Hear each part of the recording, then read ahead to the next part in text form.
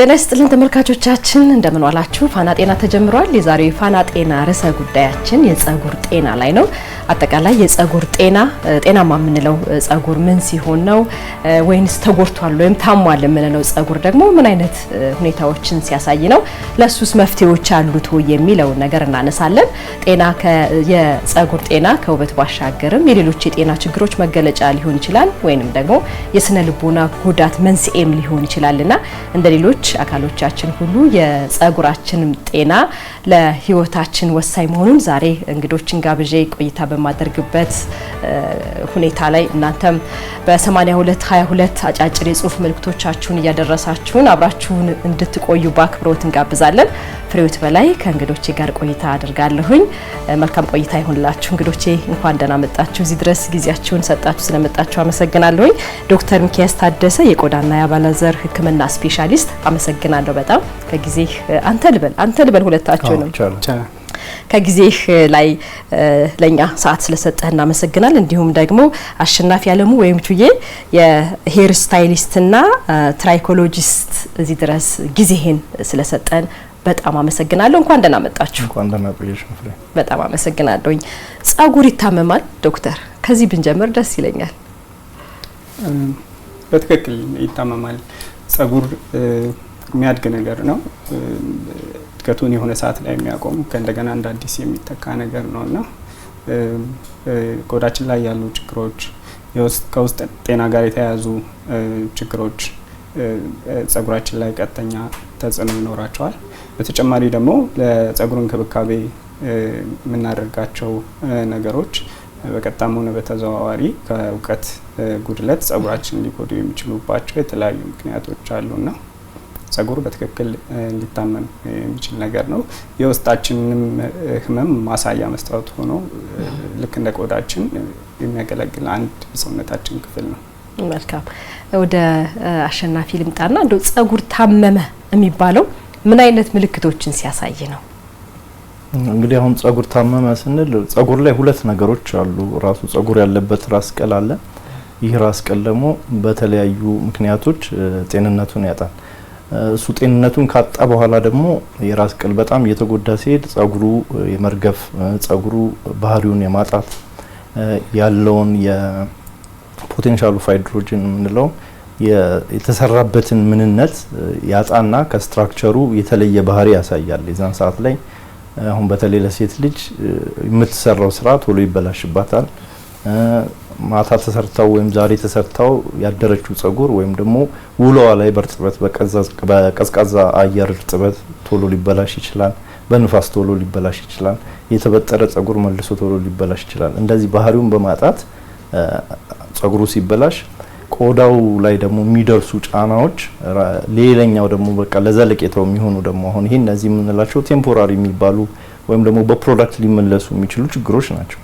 ቆዳው ላይ የሚደርሱት ጫናዎች ግን ቶሎ ካልታከሙና ትኩረት ካልተሰጣቸው እየባሱ ጸጉሩን እስከ መርገፍና የሚረግፈው ጸጉር ደግሞ ከመደበኛው የጸጉር መርገፍ ሂደት ወይም ደግሞ የራሱን የቻለ የጸጉር የእድገት ሳይክል አለው። ከዛ ሳይክል ውጪ ሺፍት እንዲያደርግና ዲስኦርደር ውስጥ እንዲገባ ያደርጋል። የዲስኦርደር ውስጥ በሚገባበት ሰዓት ላይ የእድገት ዲስኦርደር ውስጥ በሚገባበት ሰዓት ላይ የጸጉር ብዛት ራስ ቅል ላይ ያለው የጸጉር ብዛት እየቀነሰ ይመጣል።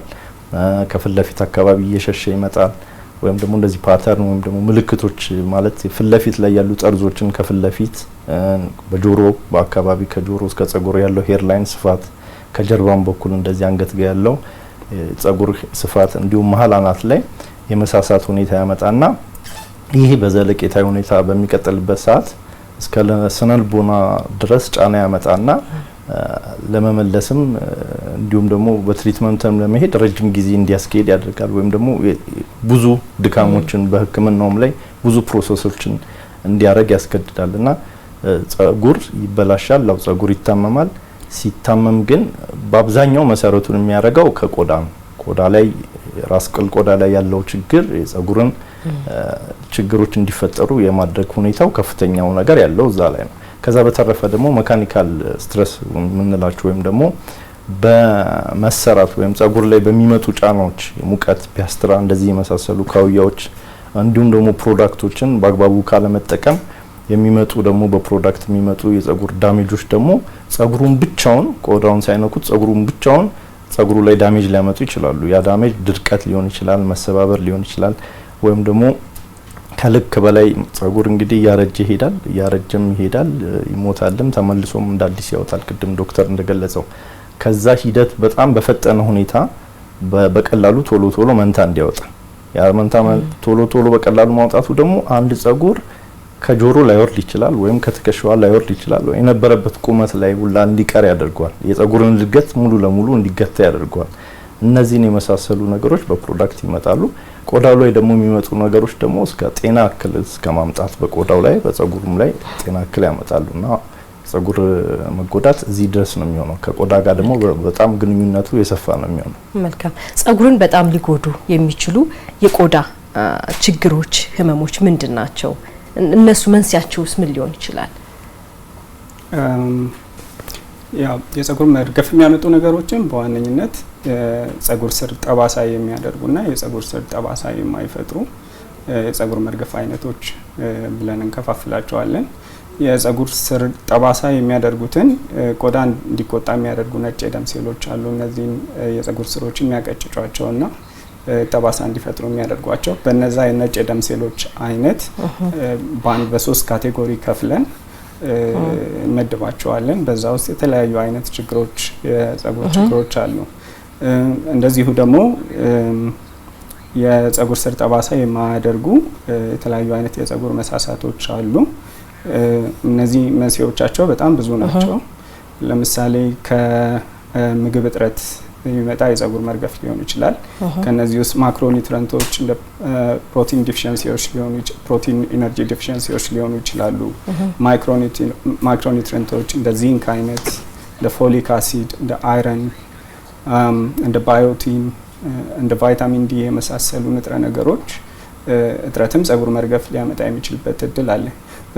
በተጨማሪ ደግሞ ከተለያዩ ሆርሞን መዛባቶች ጋር ለምሳሌ ታይሮይድ ሆርሞን ችግሮች ጋር ተያይዞ የሚመጡ የጸጉር መርገፎች አሉ። ከዚህም በተጨማሪ ደግሞ በተለያዩ መድኃኒቶች ለምሳሌ ኬሞቴራፒ መድኃኒቶች አማካኝነት የሚመጡ የተለያዩ የጸጉር መርገፎች አሉ። እንደዚሁም ደግሞ ከስትረስ ጋር ተያይዘው ለምሳሌ ከወሊድ ጋር ብዙ ሰውኛ በሕክምና ብዙ ጊዜ የሚያጋጥመን ከወሊድ ጋር ተያይዞ ከከባድ ህመም ጋር ከሰርጀሪ ጋር ተያይዞ የጸጉር ዘለላዎች አብዛኞቹ እድገት ላይ ነው የሚሆኑት። ከ85 እስከ 90% የሚሆኑት ጸጉር ዘለላዎች እድገት ላይ ነው የሚሆኑት። ግን እንደዚህ አይነት ከባድ ህመሞች ወሊድ ምናምን በሚያጋጥምበት ጊዜ ድንገት እነዚህ የጸጉር ዘለላዎች በአንድ ጊዜ እድገታቸውን ማቆምና በተመሳሳይ ጊዜ መርገፍና የጭንቅላታችንን ጸጉር የማሳሳት ነገር ሊታይ የሚችልባቸው ሁኔታዎች አሉ። ከዚህም በተጨማሪ ደግሞ አንዳንድ ቀጥታ ጸጉር ስሮችን የሚያጠቁ ለምሳሌ እንደ አሎፔሺያ ኤሪያታ የሚባሉ ብዙ ሰው ላይ የሚስተዋሉ ወይም በተለምዶ ላሽ የምንለው ችግር አለ።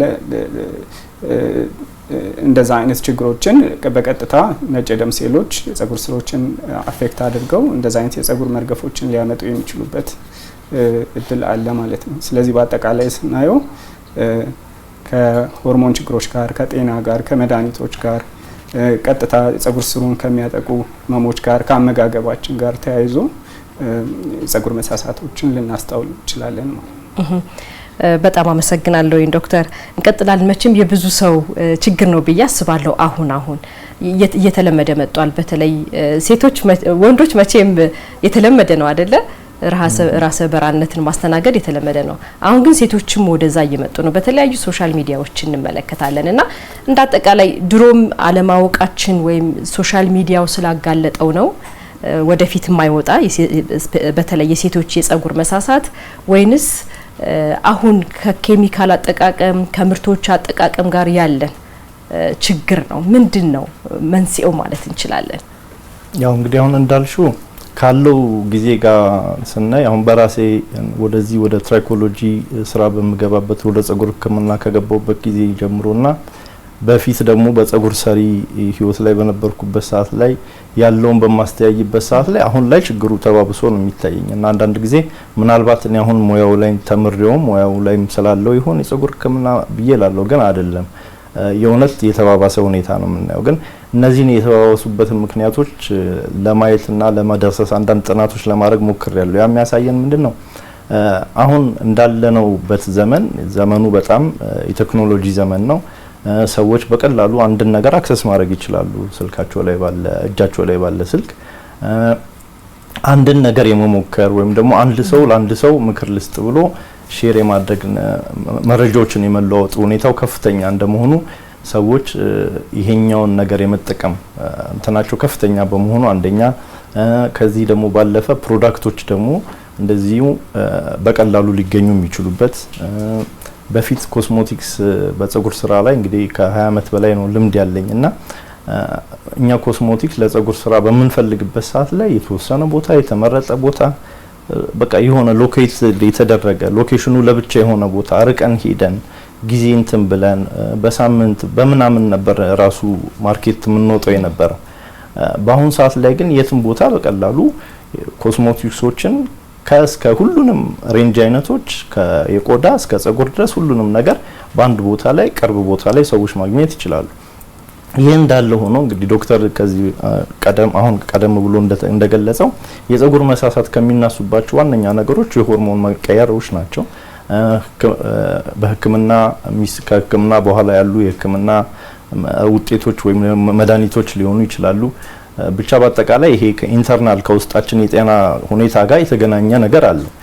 ይህ በሚሆንበት ሰዓት ላይ በተለይ አሁን ሴቶች ላይ የሆርሞን መለዋወጥ በጣም በአብዛኛው ጊዜ አለ። ከማኒስትሩዋል ከወር አበባ መዛባት ጀምሮ ከእርግዝና በኋላ ከወለደች በኋላ አፍተር በርስ ያሉ የሆርሞናል መቀየሮች ሁልጊዜ ሄር ፎሎኪልን አፌክት ያደርጉታል። የፀጉር መነቃቀልን ያመጣሉ። የፀጉር መነቃቀልን በዘለቄታው ሁኔታ በማይመለስ ሁኔታ ሊያመጡት ይችላሉ።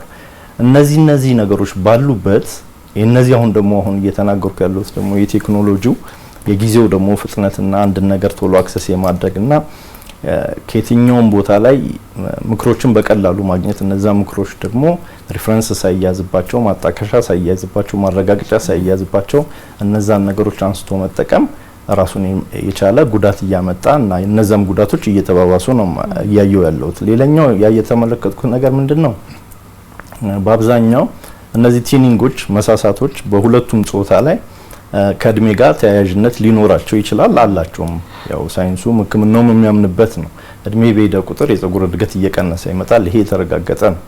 ግን በአሁን ሰዓት ላይ እኛ ያየሁት በተለይ እኔ ያየሁት ያለሁት አንደር ኤጅ ያሉ ልጆች እድሜያቸው ከ20 ዓመት በታች የሆኑ በአስራዎች ውስጥ ያሉ ልጆች 20ዎች ውስጥ ያሉ ራሱ ጊዜያቸውም አይደለም አርሊ 30 ላይ ያሉ 30ዎቹ መጀመሪያ ላይ ያሉ ልጆች ራሱ መመለጥ በሌለባቸው በእድሜያቸው መመለጥ የሌለባቸውን ወይም ደግሞ በእድሜያቸው ፀጉራቸው መሳሳት የሌለበት ሁኔታ ፀጉራቸው ሳስቶ ያለ። እንግዲህ እነዚህ ነገሮች የሚያሳዩኝ ምንድነው ካለው ከጄኔቲክስም ከሆርሞንም በላይ አክሰሲቢሊቲው ስለበዛ አንድን ነገር የማድረግ አንድን ነገር የመቀበል አንድን ነገር ደግሞ የመሞከር ሁኔታው ስለበዛ ከጊዜው ጋር የመጣ ነገር ነው ብዬ ነው የማስበው። ይሄ ነው እንግዲህ እኔ እይታ። መልካም ከወንዶች ጋር ተያይዞ በአብዛኛው ከዘር የሚመጣ ነው ይባላል ራስ በራነትና ቀደም ሲል አሸናፊ እንዳለው ቀድሞ የመምጣት እድልም አለው። አሁን ከ40 ምናምን አመት በኋላ ብዙ ሰው ይከሰትበታል። ከ20ዎቹ እንዳልከው ከ30ዎቹም ጀምሮ ወንዶች የመመለጥ እድላቸው ሰፊ ነውና አንደኛ ከዘር የሚመጣውን መከላከል የምንችልበት ማቆየት የምንችልበት ዘዴ አለ ወይ? የግድ ከዘር ስለመጣው ሁሉም በዛ የዘር ሂደት ውስጥ ያጋጥመዋል ማለት ነው ወይ ራስ በራነት? ያው እንግዲህ የተለያዩ አይነት ጂኖች አሉ። እስካሁን ድረስ የተጠኑ ወደ 12 የሚደርሱ ጂኖች አሉ። አብዛኞቹ ኢንሄሪታንሳቸው ዶሚናንት ነው። that means ያን አንድ ነጠላ ጂን ያን ራስ በራነት የሚያመጣው ነጠላ ጂን ከተወረሰ ከዛ በኋላ ከአዶለሰንስ በኋላ ወይም ደግሞ ከጉርምስና እድሜ በኋላ በሆርሞን አማካኝነት ፀጉር የመቀጨጭ እድሉ ከፍተኛ ነው የሚሆነው ማለት ነው። እድሜ በእርግጠኝነት በዚህ እድሜ ይጀምራል የሚል ጥናት የለም። ከጉርምስና እድሜ በኋላ በማንኛውም ሰዓት ሊጀምር የሚችል ነገር ነው። ግን ፕሪቫለንሱ ይሄ በራሰ በረሃነት የመጠቃት እድሉ እድሜ በጨመረ ቁጥር እየጨመረ የሚሄድ ነገር ነው።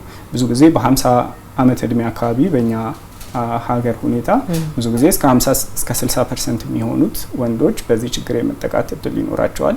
እድሜ ወደ 70-80 እየተጠጋ በሄደ ቁጥር ይሄ ቁጥር ከፍ እያለ የሚሄድ ይሆናል ማለት ነው። ይሄ በሆርሞን አማካኝነት የሚመጣ በዘር የሚተላለፈው ራሰ በረሃነት ወንዶችን ብቻ የሚያጠቃ ነገር አይደለም። በብዛት ወንዶችን ይሁን እንጂ የሚያጠቃው ሴቶችም ላይ እንደዚሁ የመታየት እድሉ ሴቶችም ጋር ይከሰታል። በትክክል አንድሮጀኒክ አሎፔሺያ የምንለው ይሄ በሜል ሴክስ ሆርሞን የሚመጣው በዘር ተጋላጭነቱ የሚተላለፈው ነገር ሴቶችም ላይ የመታየት እድል ይኖረዋል። ፓተርኑ ይለያያል። ብዙ ጊዜ ፓተርኖቹን በ7 እንከፋፍላቸዋለን የወንድ ሲሆን የሴቶችም እንደዛው የተለያዩ ስኬሎች አሉ። በ3 እንከፍለዋለን አብዛኛውን ጊዜ ብዙ ጊዜ በምንጠቀምበት ስኬል ጸጉር መርገፍ ሁኔታው በተወሰነ መልኩ ፓተርኑ ከወንዶች ይለይ እንጂ ሴቶችም ላይ የሚስተዋልበት ሁኔታ አለ። በተለይ ደግሞ ሴቶች ላይ ተያያዥ በህመም ሁኔታ ከፍ ያሉ የወንድ ሆርሞኖች ወይም አንድሮጅን የምንላቸው ሆርሞኖች በሚመነጩበት ጊዜ በተለያዩ እጢዎች ሊሆን ይችላል። እንደዛ አይነት ችግሮች ወይ በመድኃኒቶች ሊሆን ይችላል። እንደዛ አይነት ችግሮች በሚኖሩበት ጊዜ ይሄ ዘር በውስጥ እስካለ ድረስ የጸጉር መርገፉ የመታየት እድሉ ከፍ ያደርገዋል ማለት ነው። ኦኬ፣ በጣም አመሰግናለሁ። እንቀጥላለን። ተመልካቾቻችን የዛሬው ዋና ርዕሰ ጉዳያችን የጸጉር ጤና ላይ ነው።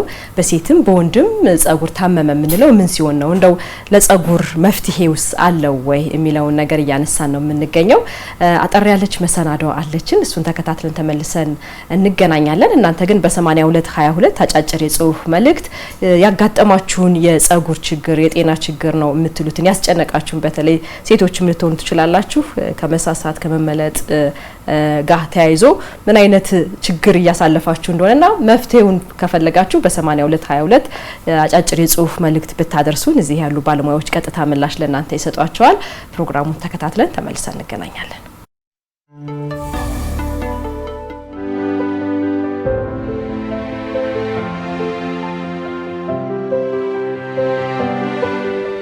ከ2 ዓመት በፊት ነበረ። ያው ጸጉሬ በጣም ረጅም ነበረ፣ ብዙ ነበር። ግን መሀል ላይ አንድ ነገር አጋጠመኝ። ምንድነው ያጋጠመኝ ነገር?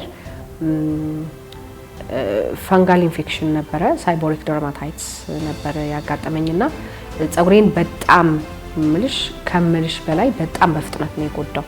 በጣም በፍጥነት በጣም ከፍተኛ በሚባል ደረጃ ነው የጎዳውና ምንድነው የሆነው?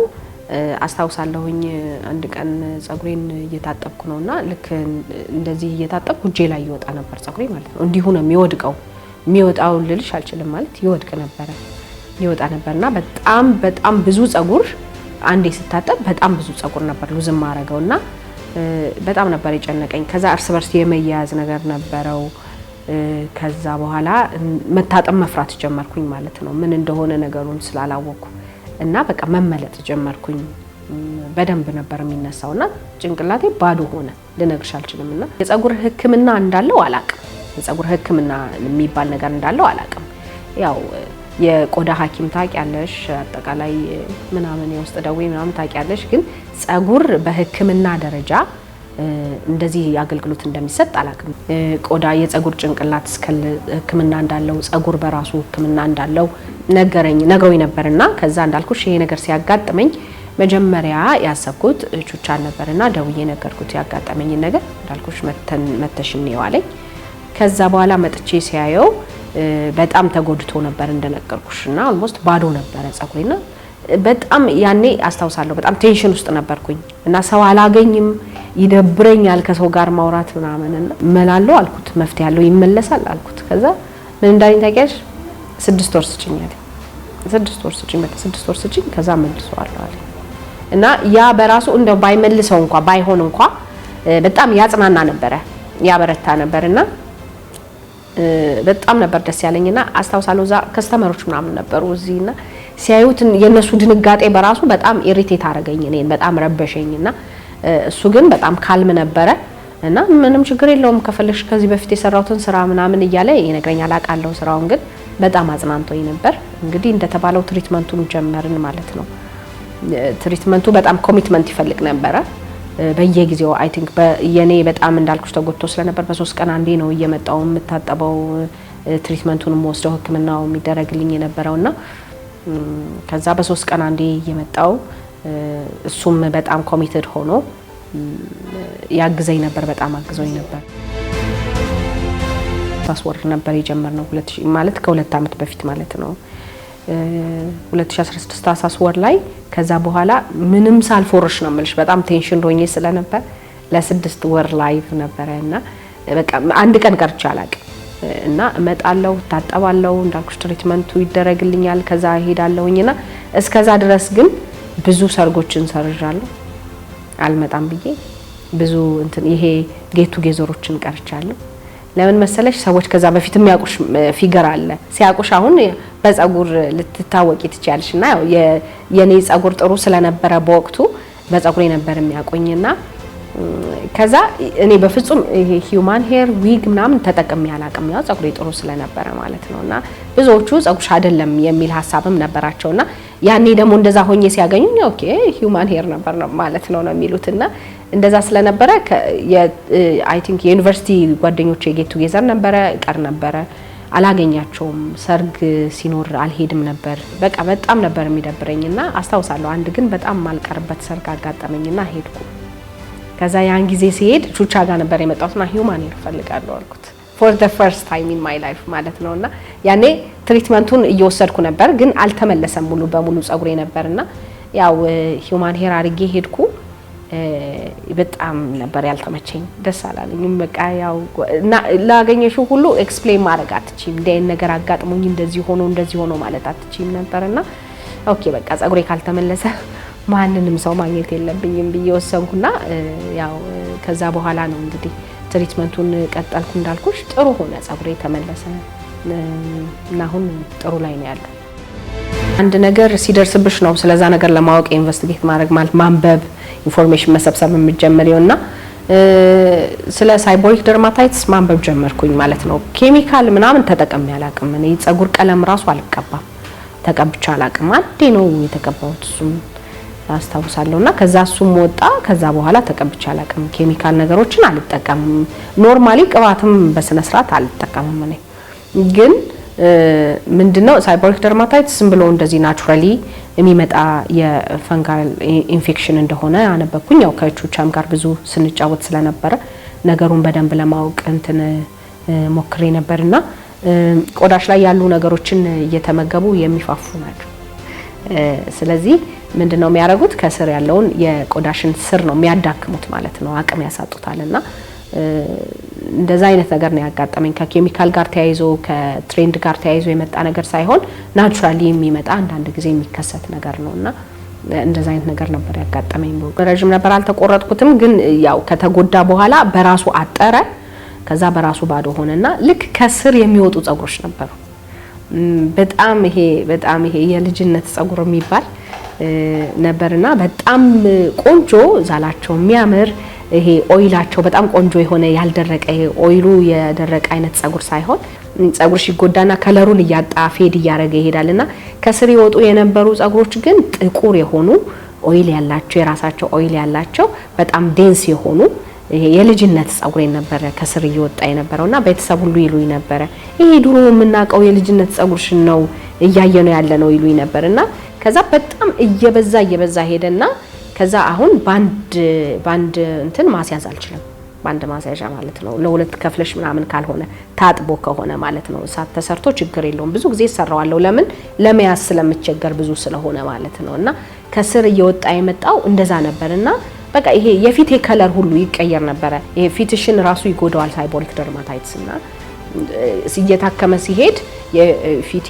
ቀለምም እየተቀየረ ወደ ድሮ እየተመለሰ መጣና በጣም በብዙ ነው ያገዘኝ ያው ለውጡን እንደዛ ነበር ያያዩ ይልኩት ፀጉር በተለይ ያው በሴቶች ደረጃ የምናቀው ነገር ነውና ደሞ እንደገና ሰዎች እንዳልኩሽ በጥሩ ፀጉር አውቀውሽ ከዛ በኋላ ደሞ ፀጉርሽ ተጎድቶ ስትገኚ ምን ሆነሽ ነው የሚለው ጥያቄ በራሱ በጣም ያስጨንቃል ከብዙ ነገር ጋር ያገናኙታል ያው የፀጉርሽን መጎዳትና ላገኘሽው ሁሉ ስለ ሳይቦሪክ ደርማታይትስ ማስረዳት በጣም አድካሚ ነውና አንዳንዱን አይደና ነኝ ብለሽ ስታልፊ የራሱን ግምት ይሰጣልና ከሴት ልጆች ጋር ደግሞ ስታገናኙ ከሴትነት ከውበት ጋር ስታገናኙ በጣም ከባድ ነውና እንዳልኩሽ ወደዚህ ስመጣ የነበረኝ ስሜት አለ፣ ሳይኮሎጂካሊ የተጎዳውበት ነገር አለ።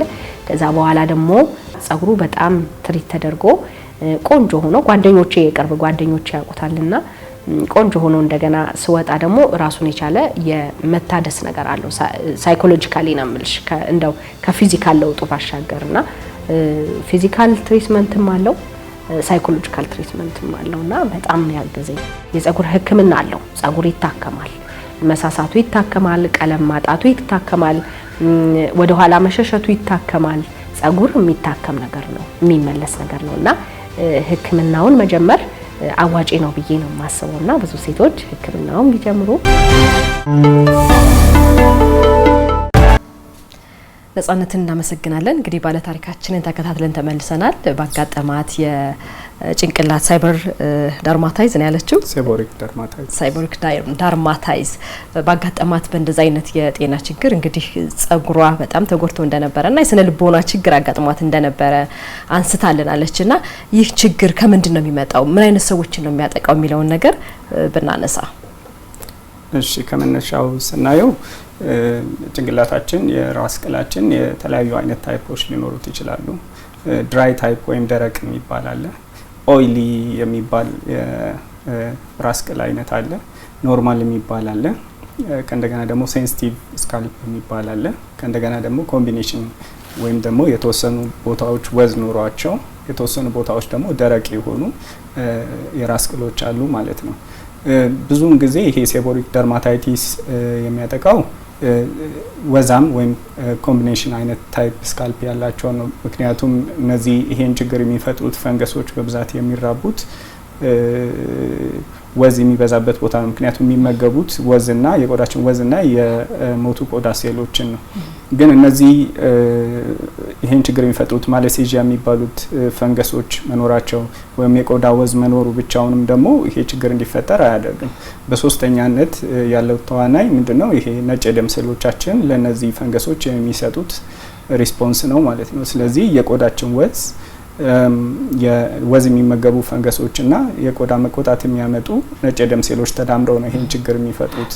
በጣም ቀለል ያለውን ታይፕ ብዙ ጊዜ ይሄ ቆዳ ላይ መፈርፈር የሚያመጣውን አይነት ብዙ ማሳከክ፣ የቆዳ መቆጣት ያሌለውን አይነት አንዳንድ ጊዜ ዳንድረፍ በሚል ስም አንዳንድ ኦተሮች ይገልጹታል። አንዳንድ ጊዜ ግን ከበድ ያለ የቆዳ መቆጣት ይኖረዋል፣ ማሳከክ ይኖረዋል፣ ቆዳው መቅላት፣ ከፍተኛ የሆነ መፈርፈር፣ ፈሳሾች ሊያሳይ የሚችልበት ሁኔታ አለ። በተጨማሪ ደግሞ ቆዳውን አፌክት ከማድረግ በተጨማሪ ይሄ ነገር ከፍ ያለ የቆዳ መቆጣት ካለው ጸጉሩ ከራስ ቅሉ ከፍ እንዳለ እንዲሰባበርና እንዲሳሳ የማድረግ የቆዳውንም ወዝ የመቀየር ባህሪም እንደተባለው ሊኖረው ይችላል ማለት ነው። ሕክምናውን ስንመለከት ያው እንደ ደረጃው የተለያየ ነው። የመጀመሪያው ነገር የሚሆነው ይህን ወዝ የሚቀንሱ መታጠቢያዎችን እንደዛ መጠቀም ነው። በተጨማሪ ደግሞ ከቆዳችን ወዝ ጋር ተመሳሳይነት ያላቸው ከውጪ ከፕላንት ቤዝድም ይሆናሉ ወይም ከእንስሳት የሚመጡ ቅባቶችን በብዛት አብዝተን ጸጉራችን ላይ አለመጠቀም፣ የራስ ቅላችን ላይ አለመጠቀም፣ ጸጉር ስሮችን የሚያፍኑ ሄር ኬር ፕሮዳክቶችን በብዛት አለመጠቀም፣ ሄር ኬር ፕሮዳክታችን ሪሌቲቭሊ ላይት የሆነ እንዲሆን ማድረግ ነው። በተጨማሪ ደግሞ ያው ወደ ሕክምናው ስንመጣ እንደ ደረጃው የሚቀቡ መድኃኒቶች አሉ። እነዚህን ፈንገሶች የሚቀንሱ የሚፈረፈሩትን ነገሮች ከላይ የሚያጸዱ መድኃኒቶች አሉ። ከፍ ያለ ቆዳ መቆጣት ሲኖረው ደግሞ በሚዋጥ መልክ የሚሰጡ ሕክምናዎች አሉ። የሚዋጡትን መድኃኒቶች እንደዛው እንደ ደረጃው የተለያዩ ናቸው። ቀለል ካሉ ፈንገስ ከሚቆጣጠሩ መድኃኒቶች አንስቶ ከፍ ያለ ቆዳ መቆጣትን የሚቆጣጠሩ ኢሚኖሰፕሬሳንት መድኃኒቶች ድረስ ልንጠቀም የሚችልበት ሁኔታ አለ ማለት ነው። መልካም አጋጣሚ አንተ ጋር ነው ሕክምናውን ያደረገችና በእንደዚህ አይነት ኬዝ የሚመጡ ምን ያክል ሰዎች አሉ? ወይንም ደግሞ ችግሩ የብዙ ሰዎች ነው ወይ? እና አብዛኛው የጸጉር መሳሳት መርገፍ መንስኤው ይሄ ፈንገስ ሊሆን ይችላል ወይ? ሌሎች ኬሚካሎች የምንጠቀማቸው ምርቶች ሊሆኑ ይችላሉ ወይ? ምንድነው የአብዛኛው መንስኤ ብለህ ታስባለህ? እንግዲህ በአብዛኛው መጀመሪያ እንደዚህ አይነት ታካሚዎች ይመጣሉ ይላልሹ? አዎ በብዛት ይመጣሉ። ከዚህ ውስጥ ደግሞ በጣም በሚያሳዝን ሁኔታ ህጻናት ናቸው። ያው ምክንያቱም ለዚህ ተጠቂ የሚሆኑበት ራሱን የቻለ ምክንያት ስላለው ነው። በኋላ ላይ መጣበታለሁ እና እንደዛ ይመጣሉ።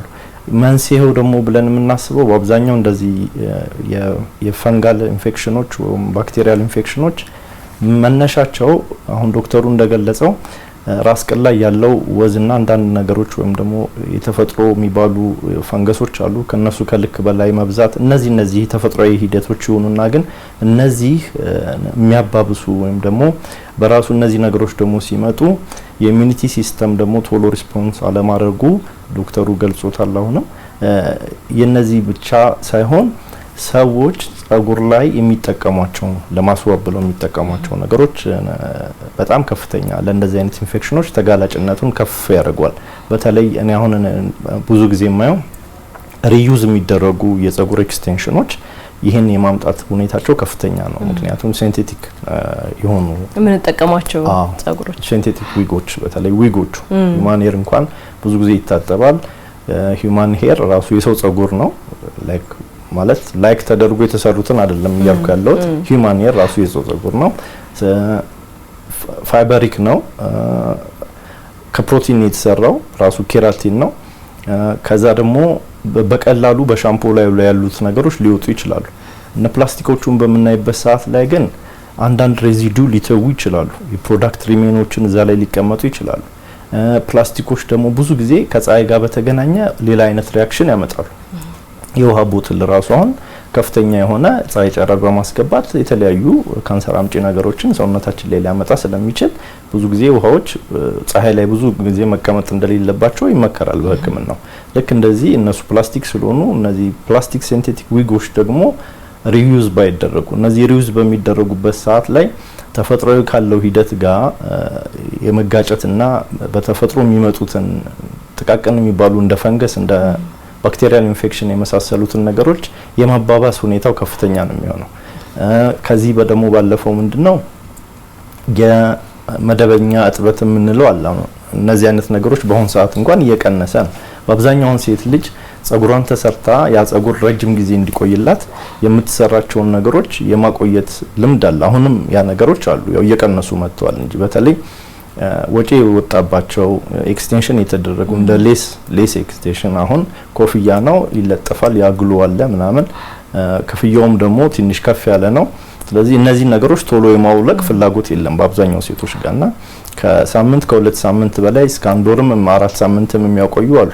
እነዚህ አይነት ነገሮች ቆዳ ላይ ከፍተኛ ጫና በማምጣት መታፈኑ ራሱን የቻለ በጣም ብሪዝ አያረግም፣ ኦክሲጅን አያገኝም ራስ ቅላችን ላይ ያለው እነዚህ ነገሮች ያሉትን ፈንገሶች ወደ ሌላ ሪያክት እንዲያደርጉ ፈንገሶቹ በራሳቸው ደግሞ እንዲራቡ ወደ ኢንፌክሽን እንዲቀየሩ የማባባስ ሁኔታ አለውና ምክንያታቸው በአብዛኛው ሰው ሰራሽ ነው፣ ከጥንቃቄ ጉድለት የሚመጡ ናቸው።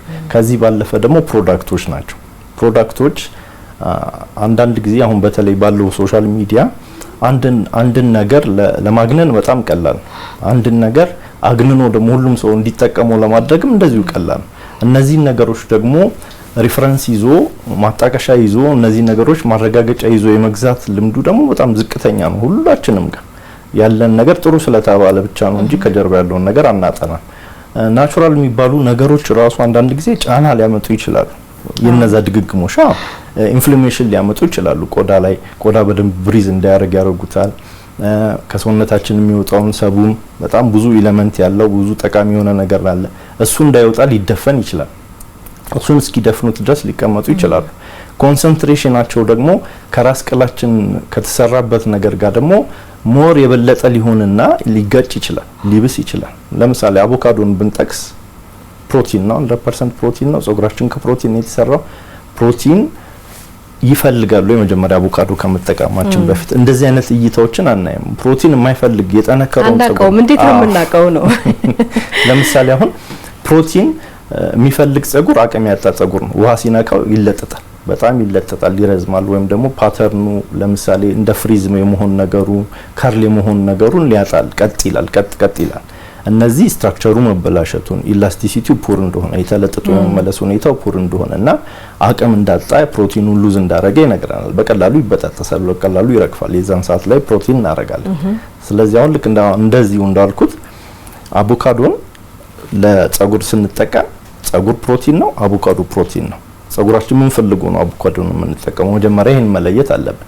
እንደዚህ አይነት ኢምባላንስ የሆኑ ነገሮች ባላንስ የሚያደርጉ የማይመጣጠኑ ነገሮችን ተፈጥሮም ቢሆኑ የተፈጥሮ ነገሮችን ቢሆኑ ሴፍ ናቸው ብለን ስለምናስብ ነው።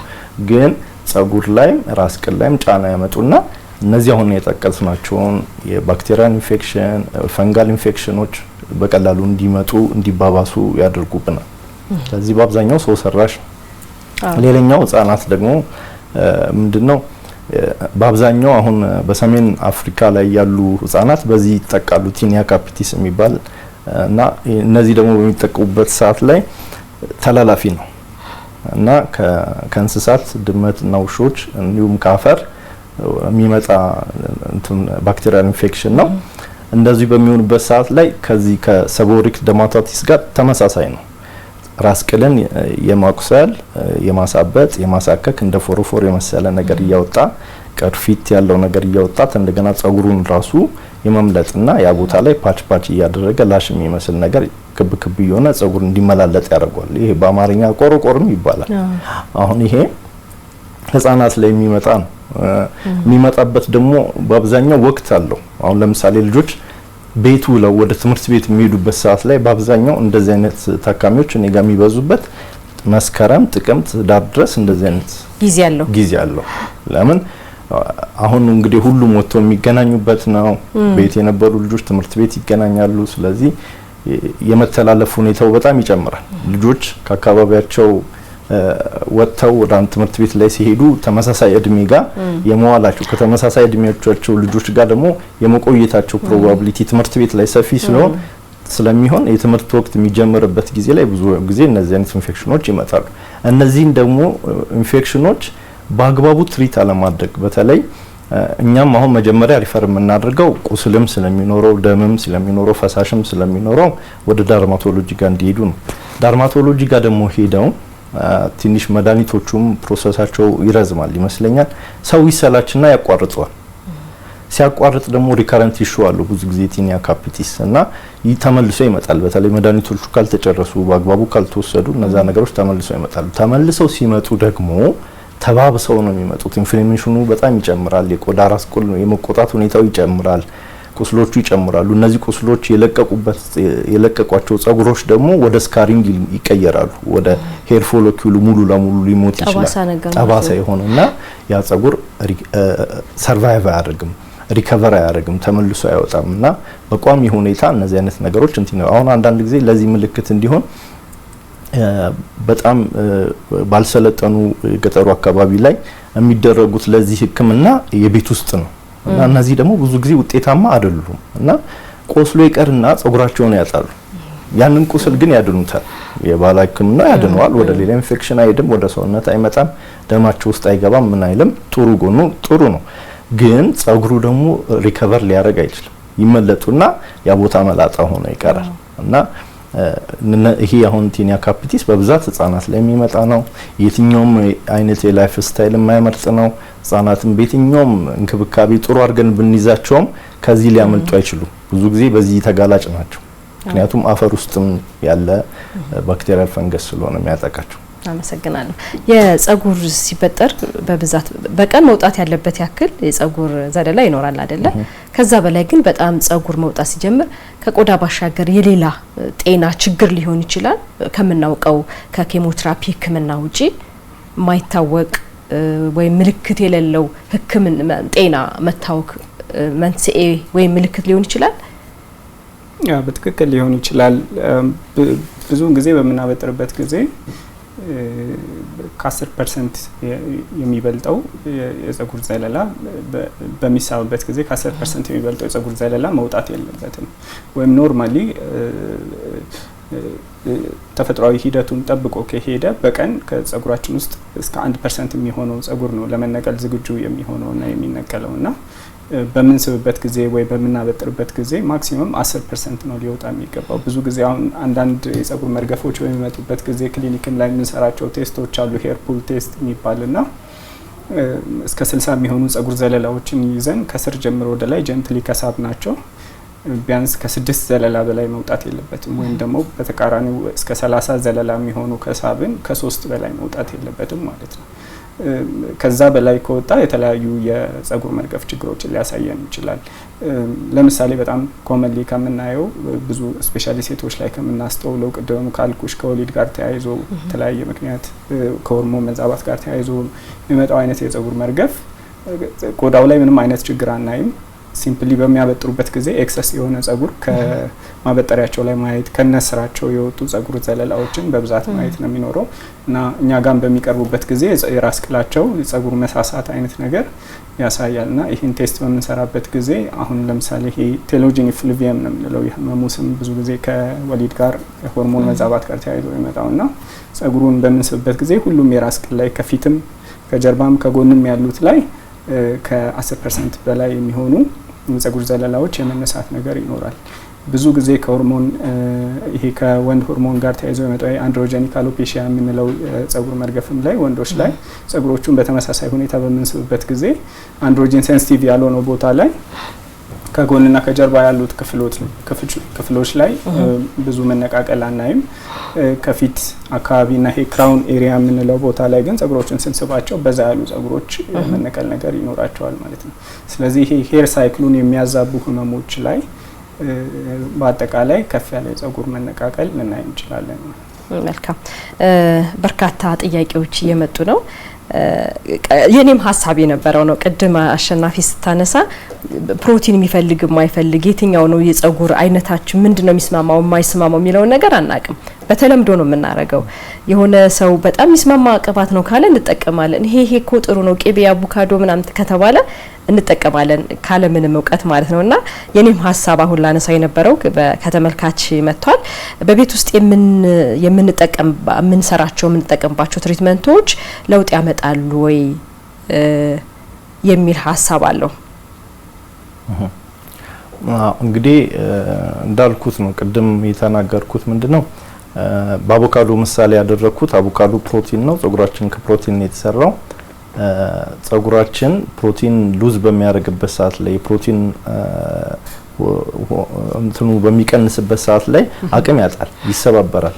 ከመሰባበር ከጀመረ አቅም ካጣ ፕሮቲኑን አጥቷል ማለት ነው።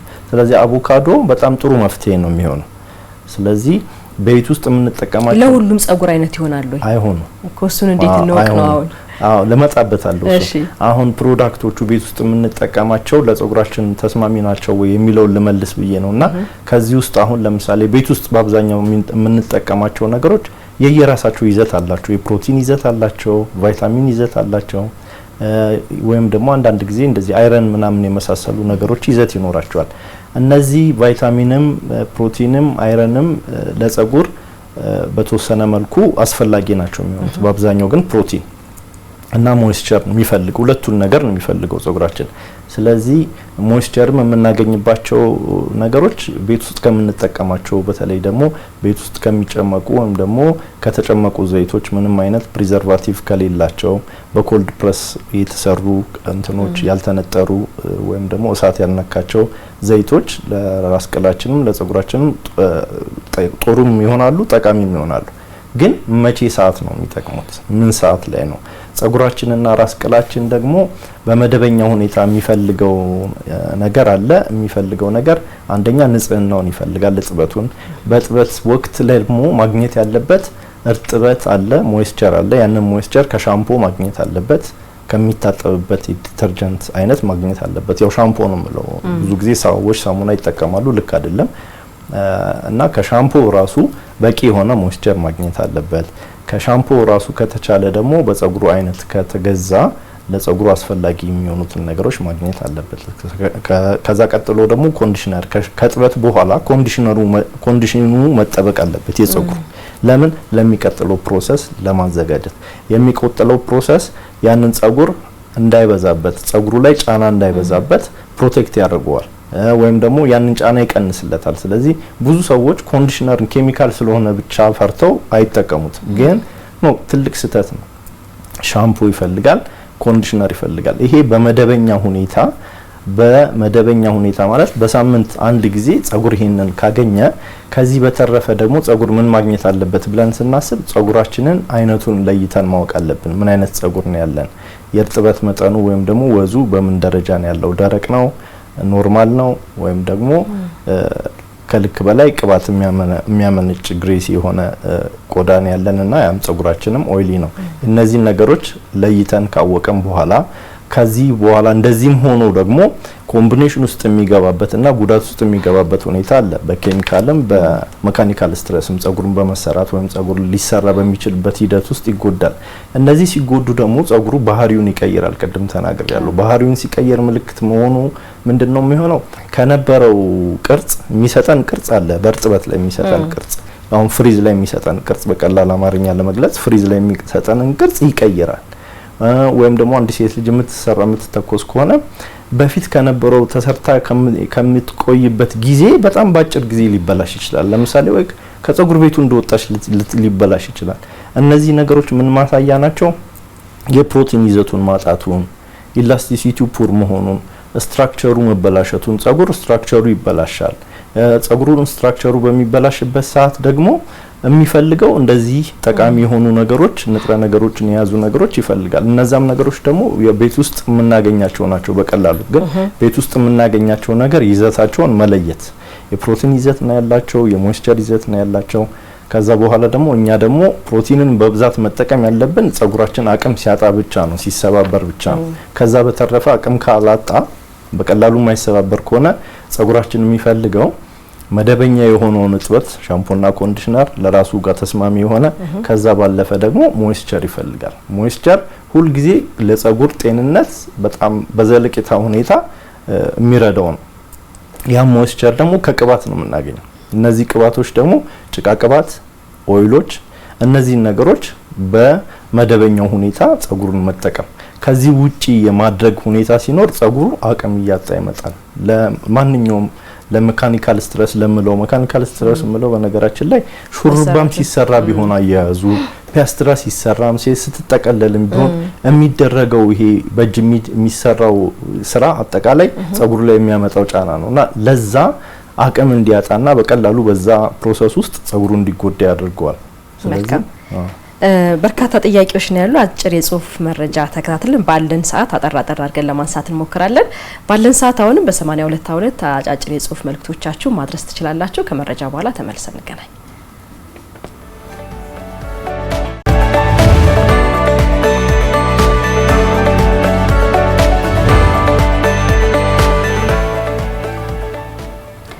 ተመልሰናል። አሁንም ጥያቄዎችን እናንሳ። ከተመልካች የመጣ በ0940 ጀምሮ በ25 የሚያበቃ ነው።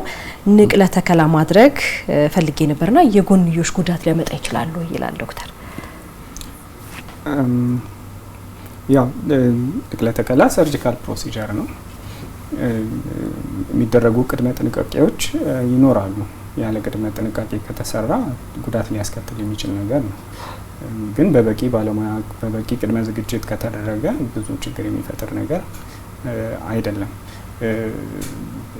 ብዙውን ጊዜ አሁን በደረስንበት ቴክኖሎጂ የጸጉር ዘለላዎች ነው ተነቅለው የሚወሰዱት እና ሚኒማሊ ኢንቬሲቭ ነው። ብዙ ያን ያህል በጣም ከባድ የሚባል ሰርጀሪ አይደለም። ነገር ግን አሁን እንደዛም ቢሆን የተለያዩ የጤና ሁኔታዎች መጀመሪያ ተጣርተው፣ ለምሳሌ የደም መድማት ችግር ካለ፣ የተለያዩ መድኃኒቶች እየተወሰዱ ካሉ፣ የጤና ሁኔታውም ጥሩ ካልሆነ ሰርጀሪዎቹ ሰክሰስፉል ላይሆኑ የሚችሉበት እድል አለ። ግን በበቂ ቅድመ ዝግጅትና በብቁ ባለሙያዎች ከተሰራ ውጤታማ ነገር ነው፣ ጥሩ ነገር ነው። ግን ያው ብቸኛው ኦፕሽን አይደለም። ብዙ ጊዜ ደግሞ ታይም ሴንሲቲቭም ነው ይሄ ነገር የጸጉር ንቅለ ተከላ ማለት ነው። ብዙ ጊዜ ያውን ሰው ቀድሞ በ20ዎች ውስጥ ወይ በ10ዎች ውስጥ እንደዚህ ንቅለ ተከላ የሚያስብበት ጊዜ አለ። ግን እስከ ንቅለ ተከላ ከዛ በፊት የሚደረጉ ሕክምናዎችም ጭምር አሉ። የጸጉሩን ዴንሲቲ የጸጉሩን ሁኔታ አስጠብቆ ለመቆየት የተለያዩ የሚሰጡ ህክምናዎች አፕሩቭ የተደረጉም አሉ። በጥናትም ላይ የተደረጉ አሁን ያሉ በጥናትም ላይ ያሉ የተለያዩ ህክምናዎች አሉ። እነዛን አማራጮች አሟጠው ደግሞ ቅድም እንዳልኩሽ ፓተርን ያለው ነገር ነው። ይሄ ፓተርኑ ፕሮግሬስ እያደረገ የሚሄድ እየተባባሰ የሚሄድ አይነት ነገር ነውና ፓተርኑ በደንብ ሲለይለት ብዙ አዳጋሚ የሆኑ ጸጉር ንቅለ ተከላዎች እንዳይደረጉ ከንቅለ ተከላ በኋላ ጸጉሩም እየሸሸ ሊሄድ የሚችልበት እድል ስላለ እስከ 30ዎቹ ድረስ ከንቅለ ተከላ ውጪ ያሉትን አማራጮች መጠቀሙ የተሻለ ነገር ነው። ለምሳሌ በላይት የሚደረጉ ትሪትመንቶች አሉ። ከራሳችን ደም ተጣርቶ ለጸጉር እድገት የሚጠቅሙ ነገሮች ተለይተው ተመልሰው የራስ ቅላችን ላይ እየተወጉ የሚሰጥ ህክምና አለ። አሁን ደግሞ በደንብ አፕሩቭ የተደረገ በሚቀባ መልኩ ሚኖክሲዲል የሚባል መድኃኒት አለ። በሚዋጡ መልክ የሚሰጡ መድኃኒቶች አሉ።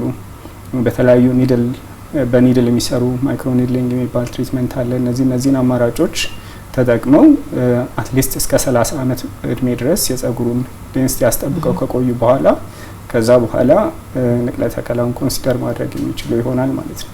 ንቅለ ተከላው በነገራችን ላይ ለሁሉም ሰው የሚሆን ነገር አይደለም። ንቅለ ተከላው ከራሳችን ጸጉር ላይ ብዙ ከሆርሞን ከማይጠቀሙ ቦታዎች ላይ ተወስዶ ነው ችግር ወዳለበት ቦታ ተመልሰው የሚተከሉትና እነዚህ የጸጉር ዘላዎችን የሚሰጡ ቦታዎች በቂ የጸጉር መጠን ሊኖራቸው ይገባል። ጸጉሮቹ ጤነኛ ሊሆኑ ይገባል። ከተወሰደ በኋላ ደግሞ የሚተከልበት ቦታ ላይ በቂ የዴንሲቲ ለውጥ በቂ ሽፋን ሊሰጥ የሚችል መሆኑ ከተረጋገጠ በኋላ ነው ንቅለ ተከላ ሊደረግ የሚችለው ማለት ነው እንጂ በጤና ላይ የሚያመጣው ለውጥ ቅድመ ጥንቃቄ ይጠይቃል። መልካም። ሌላ በዘር የሚመጣ የጸጉር መመለጥ በህክምና ይስተካከላል ወይ? እንግዲህ አብዛኛው ይሄ አሁን ያልነው የጸጉር ስር ጠባሳ ማደር ከሆርሞን ለውጥ ጋርና በዘር ተጋላጭነት የሚመጣው አይነት የጸጉር መርገፍ የሚስተካከል ነገር ነው። አንዳንድ ጊዜ ግን በዘር ለምሳሌ ከተለያዩ ጤና ችግሮች የዘር ችግሮች ጋር ተያይዞ ለምሳሌ ኤክቶደርማል ዲስፕሌዥያ የሚባል አለ። ከእንደዛ አይነት ጋር የሚመጡ የጸጉር ስር ጠባሳ የሚያደርጉ አይነት ችግሮች አንዳንድ ጊዜ ለመመለስ አስቸጋሪ የሚሆኑበት ሁኔታ አለ። በተረፈ አሁን ከሆርሞንና ከዘር ጋር ተገናኝቶ የሚመጣው በብዛት ያው ከሰርጀሪም ውጪ የሆኑ ህክምናዎች አሉት ማለት ነው። እንትኑ ይታወቃል። አሁን ቀደም ሲል ያነሳው ከጠባሳ ጋር ተያይዞ ነው። በምርመራ ይታወቃል። ይሄኛው ከየትኛው መንገድ የመጣ ነው የሚለውን ማወቅ ይቻላል። በትክክል ያው የመጀመሪያ ምርመራ የምናደርገው በትሪኮስኮፒ የሚባል መሳሪያ አለ። የጸጉር ስሮቹን የምንመረምርበት የጸጉር ዘለላዎችና የጸጉር ስሮቹን የምንመረምርበት በቂ አይነት የጸጉር ስሮች ስብጥር ካለ ምናልባት እንዲህ የምናየው ተርሚናል ሄሮች ጠንካራ ጸጉርም ላይሆኑ ይችላሉ።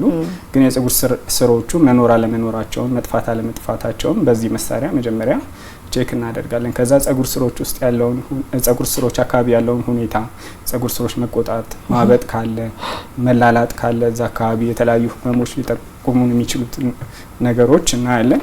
ከዛ ምናልባት ይሄ ጠባሳ የሚያደርግ የጸጉር መርገፍ ነው ብለን የምናስብ ከሆነ አይነቱን ለመለየት በአይንና በማሽኖች የምናደርገው ምርመራ በቂ ካልሆነ የተወሰነ የቆዳ ክፍል ተቆርጦ ተወስዶ በማይክሮስኮፕ ከምን እንደመነጨ መለየት የሚችልበት ሂደት አለ። እነዚህን ካደረግን በኋላ እንደየህመሙ ሁኔታ ህክምናዎች ይኖሩታል ማለት ነው። መልካም፣ አመሰግናለሁ። ለማጠቃለያ ያክል ወደ አሸናፊ ልምጣና እንደ አጠቃላይ መፍትሄ ያለው የሚለውን ቀደም ሲል በፕሮግራማችን ለማየት ችለናልና ምን አይነት ጥንቃቄዎች እናድርግ? ጸጉራችንን በእውቀት ተመስርተን የከፋ ጉዳት ሳይደርስበት መጠንቀቅ ከደረሰበት በኋላ ደግሞ ህክምና እንዴት ማድረግ አለብን የሚለውን አጠር ባለች ደቂቃ ሀሳብና ካፍ እንግዲህ በአብዛኛው ለሴቶች ላይ አይደል ወይም ወንድና ሴት አንድ ላይ አድርጌ ልናገር ሁሉ ያው ቅድምም ስዳስሰው ነበር መሆን ያለበት የመጀመሪያቺ መደበኛ እጥበት ደጋግሜ የምናገራት ትልቅ ኢምፓክት አላት ጸጉር ጤና ላይ እጥበት ከንጽህና ጋር በተገናኘ ማለት ነውና በዚህ በንጽህና ወቅት ላይ ደግሞ ፕሮዳክቶችን በአግባቡና ፕሮዳክቶችን ደግሞ ፕሮዳክት የሚፈራበት ጊዜ ላይ ነው ያለነው። አሁን ኬሚካል ነው ብለን ግን እኛ ራሳችን የተሰራ ነው ከኬሚካል ጸጉራችን ራሱ የኬሚካል ውጤት ነው።